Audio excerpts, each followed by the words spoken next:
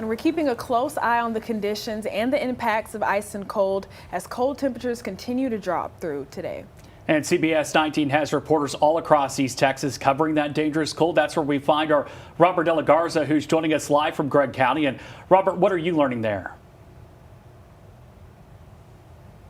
Thank you, Brendan. Thank you, Ayana. Yeah, well, I mean, we've been out here all day driving these roads. I mean, I know they say indoors, but hey, I mean, overall throughout the morning, it was pretty manageable in the morning and afternoon. Roads were pretty slushy though and slick. Right now, if you can kind of see around me, you can still see some of that ice accumulation right now.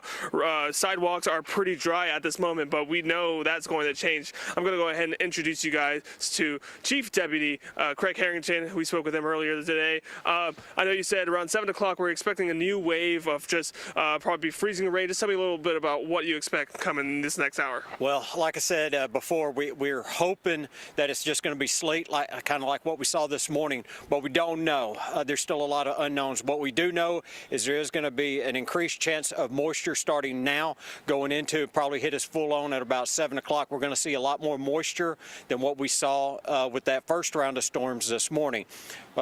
With the temperature dropping, we know that anything that falls is going to stick. We're hoping for sleet, but the roads are going to get significantly worse than where they are right now. Yeah, I know I talked to you this morning saying that those roads were, the freeways, overpasses were just diminishing just the dangerousness of them with some of that frozen sleet coming in. Kind of manageable now, but you're not expecting that later.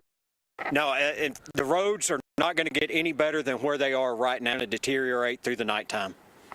I know you said that you were out there with Kilgore, in Kilgore, watching TxDOT actually manage those roads and treat them ahead of tonight's freeze. Just tell me a little bit about where they were, what they were doing, and in order to prep going into tonight. Well, hats off to TxDOT. They've been working the interstate I-20 corridor, and then they've been hitting all the major thoroughfares, 259 north and 31 north between Kilgore and Longview, both treating the roads and scraping the roads. But one of the things we want to caution people about is when they start scraping, you're going to have a large amount of ice accumulation on the improved shoulder. So if you start trying to get a little fast on the roadway, you slip and slide, you get into that improved shoulder. That is nothing but slush right now, and you're going to slide off into the ditch.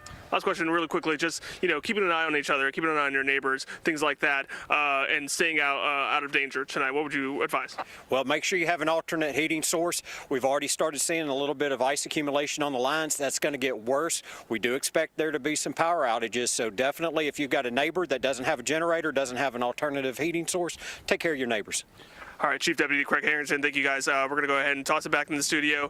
Hey, listen to him. Hey, stay off the roads if you absolutely don't have to. Ayana, Brennan.